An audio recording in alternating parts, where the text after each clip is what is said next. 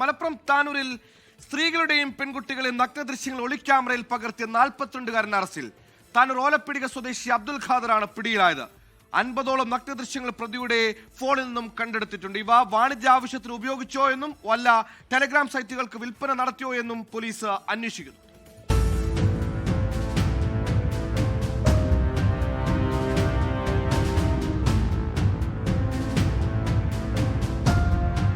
Tanur police station പരിധിയിലെ ഒരു പെൺകുട്ടിക്ക് ദുരനുഭവം നേരിട്ടതോടെയാണ് സംഭവം പുറലോകം അറിഞ്ഞത്.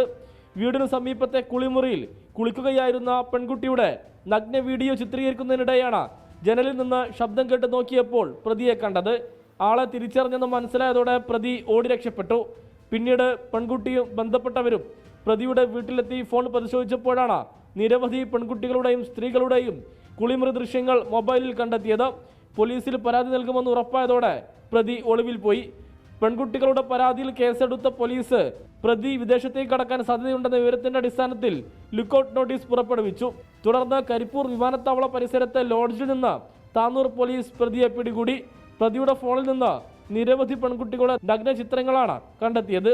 ഇയാൾ മറ്റു ഫോണുകൾ ഉപയോഗിക്കുന്നുണ്ടോ എന്നും നിരന്തരം സമ്പർക്കം പുലർത്തുന്ന ആളുകളുടെ വിവരങ്ങളും പോലീസ് പരിശോധിക്കും.